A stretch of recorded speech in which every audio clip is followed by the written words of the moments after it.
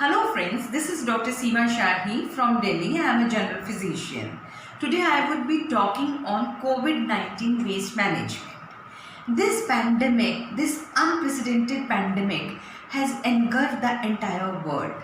This is caused by the novel coronavirus and it has put the life of each and every person on stake in the world.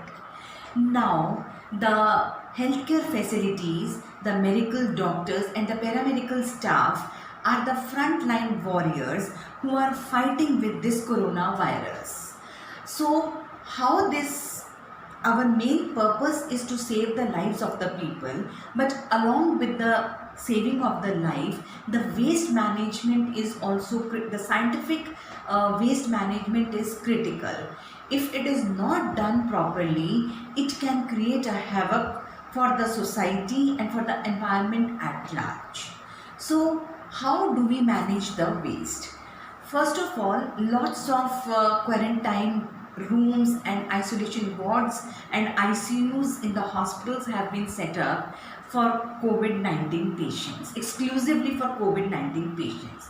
There are several collection centers and the sample collection centers and the labs for testing the COVID-19 virus. So these newly set up areas or organizations, they need to be informed to the SPCBs, the State Pollution Control Boards.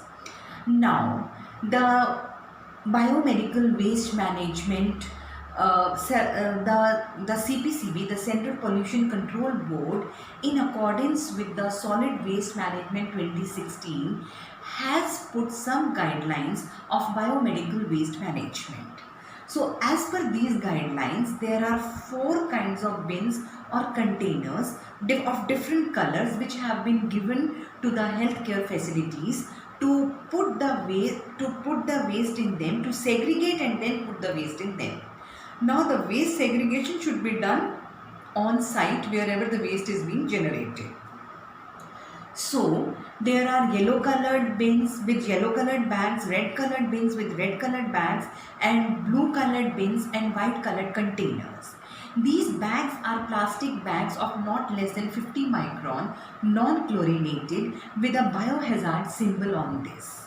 The same color bag is put in the same colored containers in the bins. So these are the foot operated lids which are being used, so that the hand is not much used over there. So now how do we segregate the waste which is generated from the COVID-19 wards or quarantine rooms? See, first of all, these bags and these bins have been provided by the urban local bodies to the healthcare facilities, and then they, after putting the waste, they've been sent to the CBWTF, that is the Common Biomedical Waste Management and Disposal Facilities. So what kind of waste are put in what kind of containers or bags? Now the COVID-19 patients or the suspects or the people along who are staying with them, who are taking care of them, they would be having some kind of normal secretion, some kind of secretion. The secretions, any kind of body fluids, the secretions, the blood soaked swabs or the dressings or even the feces, if the patient cannot move. If the patient cannot move and the feces are done in the bedpan only, the toiletries and all the secretions from the patient and the suspect from the COVID-19 positive and the suspected COVID-19 are put in they are discarded in the yellow colored bags. Now all the plastic material which is reusable is discarded in the red colored bag. So a used mask, may it be a 3-layered mask or an N95 respirator along with the head cover or the shoe cover, are discarded in the yellow colored bag. Not semi-plastic gowns or the linen gowns, they are also discarded in the yellow colored bags. Now the PP is used by the patients, like the hood, the goggles, the screen shield, the gloves, the plastic aprons, the nitrile gloves, the hazmat full plastic coverall, they are all discarded in the red colored bags. Other things like the syringes without the needles, the IV sets, the pipettes and all, they are, which are plastic materials which can be reused, they are discarded again in the red colored bags. Now for the blue colored bag, we put the sharp things like the needles, the scalpels, the blades and the metallic implants. They are discarded in the blue colored bags. In the blue colored bags we put the glassware. All the glass is put in the blue colored bags, and this sharpened materials, they are put in the white colored containers. So after putting all these kind of waste material in these bags and containers, the inside surface and the outside surface is disinfected with 1% sodium hypochlorite solution. There are the nodal officers have been appointed in the healthcare facilities who've been given the lessons from the health department, and then they teach the sanitization workers how to segregate these waste in all these containers. So the sanitization workers who are above 50 years of age, they are not being allotted in their duty in collecting the biomedical waste. So the younger people who have a good immunity being allotted for collection and disposal of this biomedical waste. So now these nodal officers, they give the PPE kits to the sanitization workers. They've been given the head caps. They are given the N95 respirators, and they are given the aprons, the plastic aprons, and plastic gloves, gum boots and face shield. All of them is given to them so that they can work properly.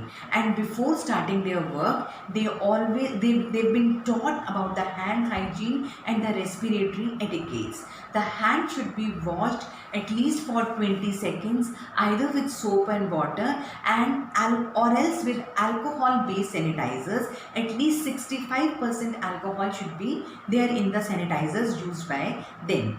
In case the sanitization worker is not feeling well, is having fever or some kind of cold and cough, he or she should be barred to do the duties on those few days.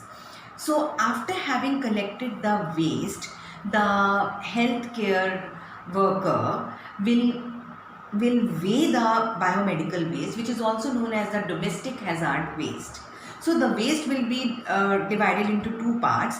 One is the solid waste, which will be disposed of as per the Solid Waste Management Rules 2016. Another one is the biomedical waste. Now these biomedical waste would be kept, for them separate trolleys are being have been set, and on these trolleys and on these bins COVID-19 labels are put, and then these trolleys are transported to the temporary storage area in the hospital or the healthcare facility.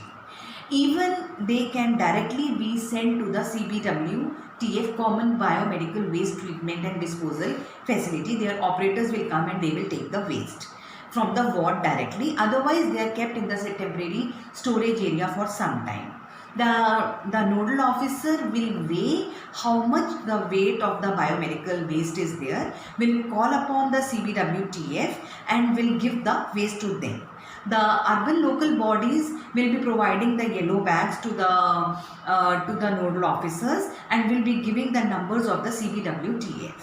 The nodal officer will also download an app which has been set by the CPCB, the Central Pollution Control Board, in which all the entries are made about the biomedical waste which has been sent to the CBWTF. After having sent the biomedical waste through the CBWTF, separate vans have been allotted which take the waste material and dispose them off. Either they are incinerated or landfilling is being done, but most of them are incinerated. And in case the landfilling is done, it is dug at least digged at least 10 square feet deep to the earth's surface, and then the waste is being buried inside it. After in the bags itself, over them the lime is put, and the disinfectant 1% sodium hypochlorite is put, and then the soil is being put. These areas are prohibited to visit, and you cannot visit these areas. And then most of the waste is being incinerated. In the same way, the solid waste is being incinerated, or it is been put in the landfills, or some of the waste out of some of the waste the energy is being also generated. So this is the way the biomedical waste is disposed of. Now another important thing which I would like to touch over here today is how to see we as doctors, and I would be telling you that the general public, when they are moving in the society, the most important thing which they are using is the mask. So what are the types of masks? Who all should be wearing what all types of masks, and how these masks should be donned and doffed, and how they should be then disposed of. That is a very, very important thing to be learned. So there are three types of masks. One is the handmade mask. As we are dealing with this pandemic, we need to have a judicious use of these masks, because then there is a lesser supply of the mask is there. So another important thing is that the cloth mask can be used by the general public wherever the healthy people who are not in touch with the COVID-19 patients, or not even in the touch with the COVID-19 suspects. So these masks, they can be reused after having washing them in the hot water, soap and water, and putting some salt inside them. They can even be pressure boiled for 10 minutes in the pressure cooker, and then they should be dried in the sunlight for at least 3 to 4 hours. Those masks can be reused. Even the surgical mask, this 3-layered surgical mask, can be reused at least twice or thrice if it is not been if it is not dirty, if it is not moist. Because if it is moist and if it is dirty with the respiratory secretion, then it should be disposed of. These are basically the single use masks, but still we can use them if they are clean and dry. I would like to tell you, how do we wear these masks? See, first of all, this mask should be held with the strings, and before putting on the mask and putting off the mask, we should clean our hands with soap and water, or else with sanitizers, alcohol based sanitizers. After having holding them with the strings, just see which is the upper side of the mask, and the upper side of the mask would be the area where the metal strip is there. Now you have to demarcate which is the inner side of the mask. The inner side of the mask is the place which is little wider as compared to the outer side of the mask. So after having checked all these things, we will put the mask snugly which fits our face without being loosely hanging over the neck, and we can pinch the nose area so that the mask is snugly fitting our face. Now before, we should make it sure that we don't touch the outer surface of the mask, because this is the most contaminated part to be touched. Now while doffing it off, we will first remove the lower string and then the upper string, and after removing this, we will make sure that the outer surface is not touched. If at all you touch it by mistake, wash your hands with soap and water or with the sanitizer. And then you try rolling this mask. Outside part is put inside, and then you can just roll it, put it in a tissue paper. It's better that you cut this mask in shreds, put it in a tissue paper, and then you can just dispose it. Why I am asking it to cut it? So that it should not be reused. If it is reused, it will become a source of infection. So it is not a good thing that we keep on throwing the mask in wherever we go out, on our tables, or in the offices, in the lifts, in the dustbins outside. We should keep them properly, put them in the tissue paper, wrap them in the tissue paper, cut them, and then dispose them off in the dustbins. One very important thing which I missed over there would like to tell you is, people who are taking care of the COVID-19 patients and the masks and gloves used by them, if they put their masks and gloves, keep them in the paper bags for 72 hours, it becomes as good as a solid waste, and then that can be disposed as a solid waste management as per 2016. Now there are N95 respirators. N95 respirators can be used 3 to 4 times if they are used in a proper way. How can we use it in a proper way is that you take 3 or 4 N95 masks, use it today, fold it properly, put it in a ziplock or a plastic bag or a paper bag, mark it number 1, and the same way do for 3 to 4 bags. Now the 5th day you take out the first bag and you can use that mask again. So in this way one mask can be used for 2 to 3 times. So and then this will also be disposed of in the same way as the surgical mask, by cutting it and putting it in the tissue papers and then disposing them off in the dustbin.